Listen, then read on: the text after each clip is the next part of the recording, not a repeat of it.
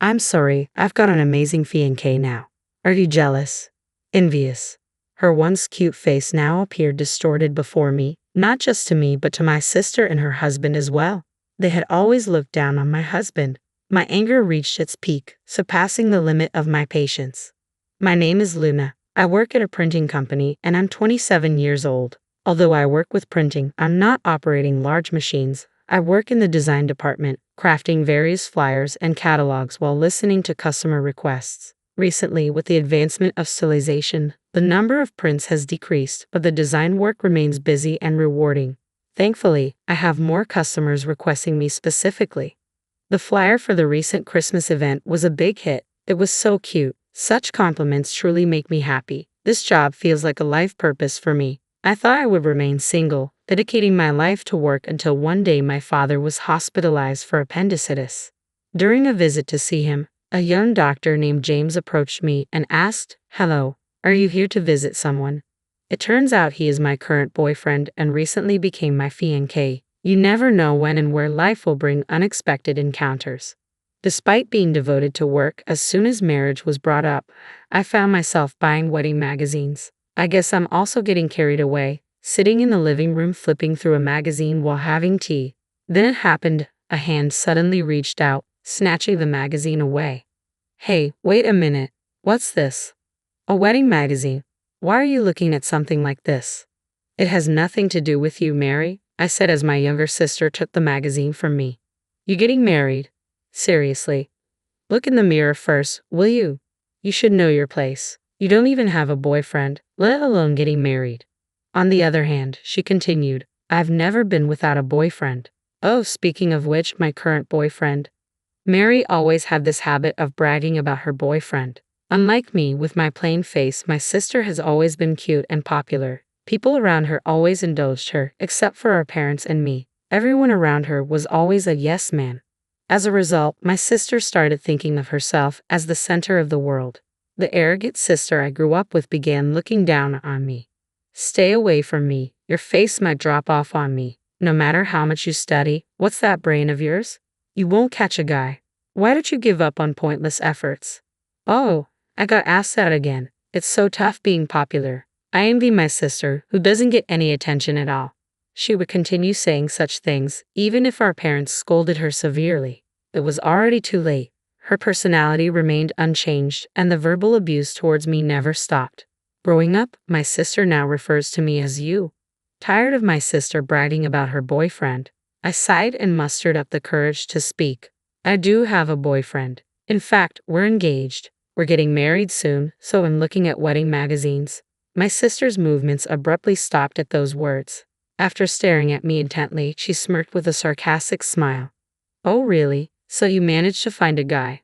What's so great about you anyway?" "He likes my energetic and cheerful personality."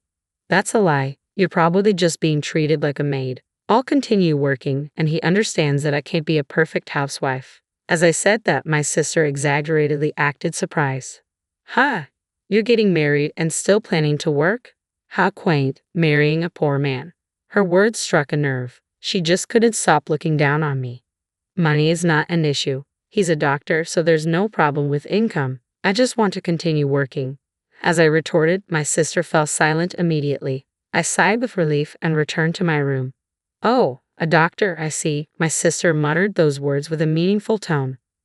When marriage is on the table, the first thing to do is to meet with our parents. James came to my house.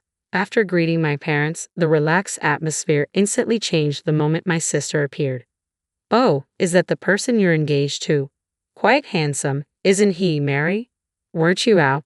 I interjected. Of course, when my sister's fiancé is coming, I had to cancel my plans.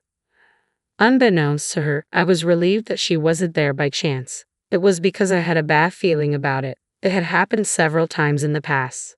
When I was still a student, my sister stole my boyfriend.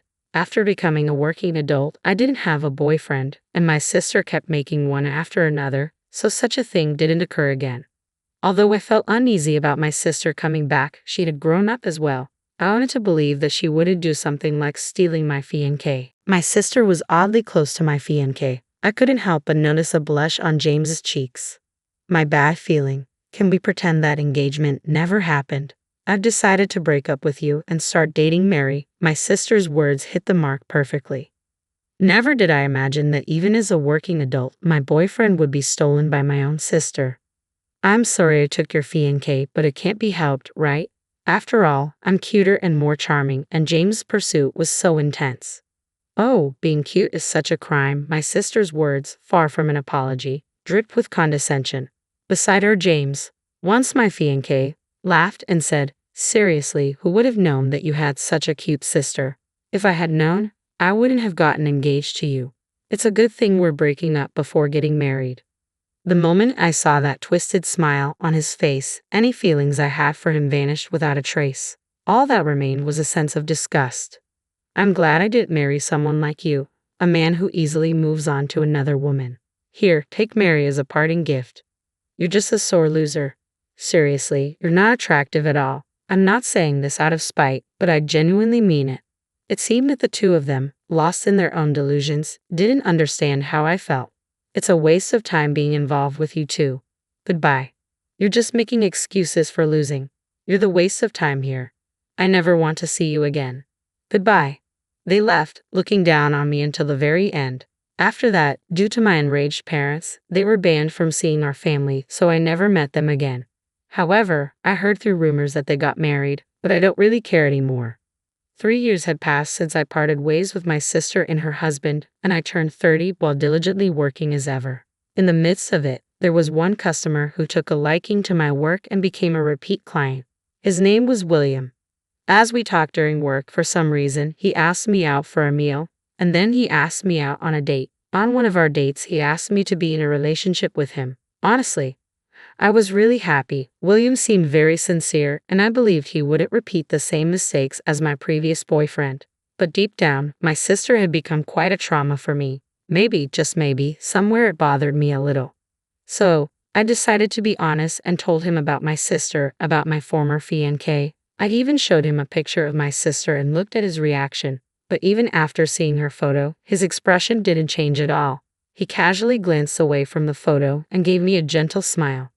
I know it might sound strange to say this, but I used to be quite popular. I've met many women who were cuter and more beautiful than your sister. But for some reason, none of them sparked my interest. I used to think that maybe I would remain single and unmarried for the rest of my life, but that wasn't the case.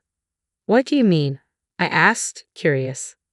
I believe that due to my line of work, I have an eye for people. No matter how beautiful someone is or how well dressed they are, they can't match their inner beauty. I realized that when I met you, Luna. What do you mean? I stammered. I thought you were shining brightly, William said sincerely. When we talk about work, you're vibrant and beautiful.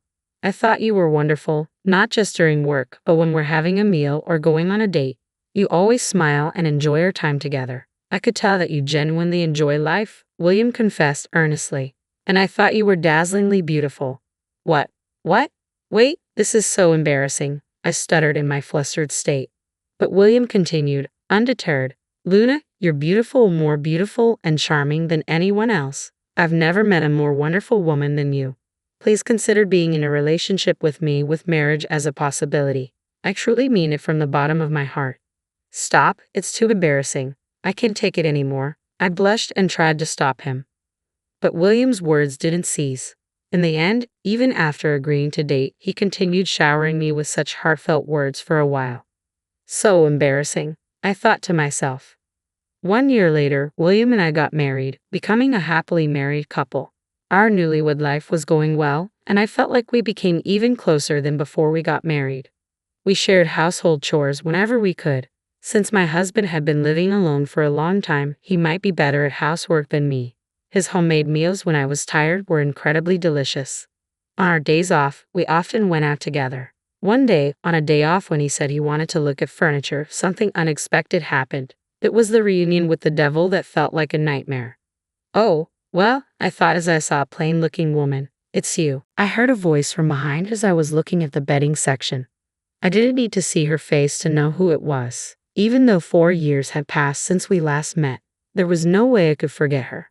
Mary, my sister, stood there, and beside her was my former fiancé, James. My sister's features seemed sharper than before.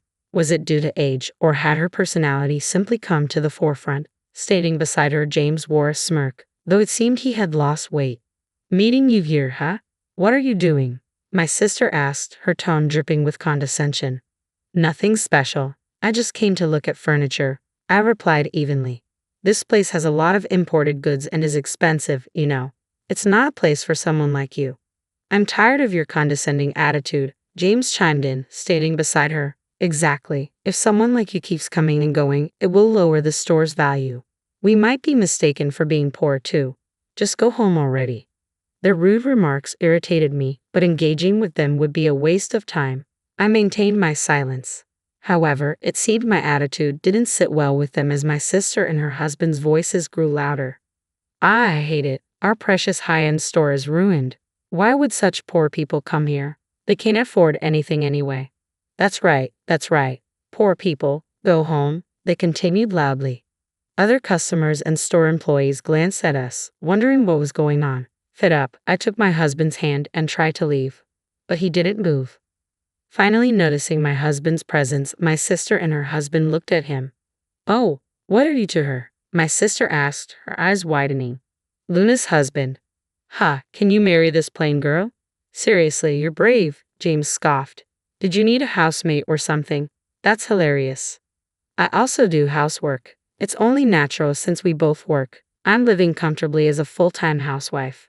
More than half of my week is spent eating out, and I rely on housekeeping services, I explained calmly.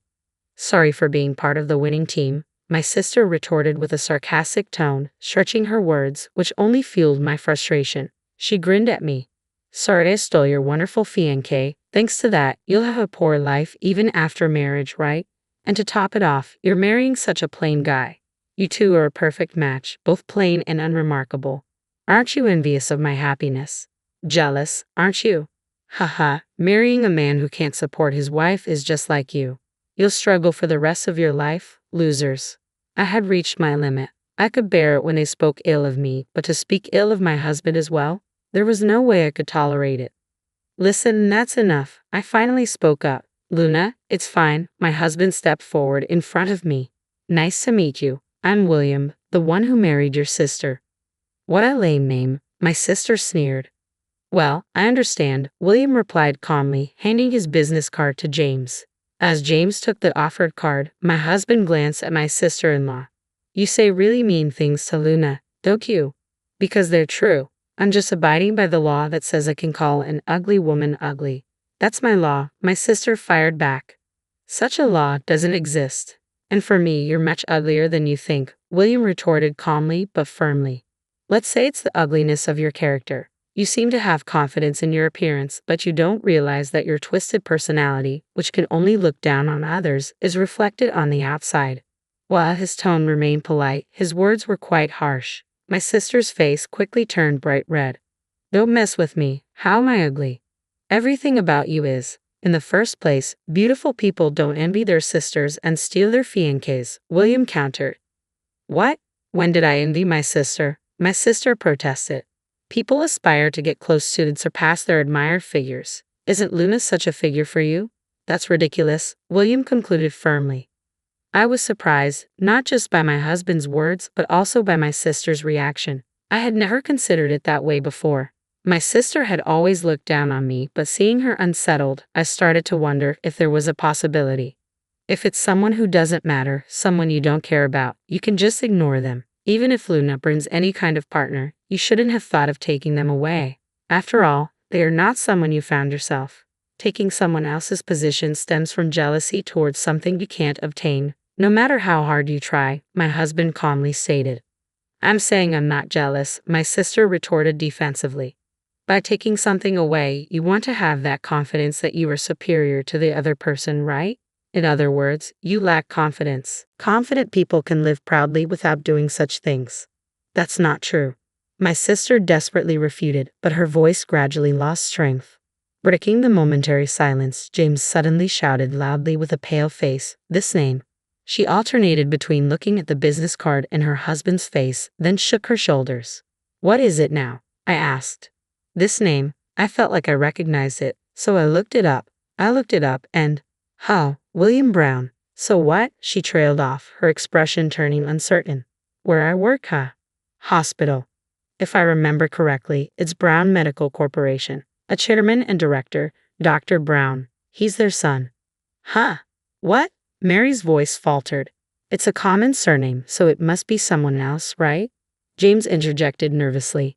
I've seen him come to the hospital a few times, together with the chairman. I saw them from a distance, as I didn't remember it well. But when I thought I had seen him somewhere, he's supposed to be a doctor, right? The company name on that business card. Huh, it doesn't mean that a doctor's son has to become a doctor. And this company, it's a super famous pharmaceutical company. I think the previous generation retired, and the grandson took over, I speculated. Hello, I'm that grandson, a voice interrupted. Mary and James panicked, and my husband bowed politely. What? What did you say? Mary gasped. James faltered, his face pale. My husband calmly explained, I met Luna through the work I was doing until I took over my grandfather's job. I've heard about you, but it's beyond imagination how cruel you are. I interjected, my voice steady. Well, that, James stammered, shifting uncomfortably. My husband shifted his gaze from my speechless sister to James. A job of helping people requires empathy, but instead of showing empathy, you look down on and ridicule others. Who would want to be treated by a doctor like that? Oh, well, it's just a misunderstanding, James attempted to explain, his face growing even paler. However, in the next moment, my husband's eyes widened with anger. No need for excuses.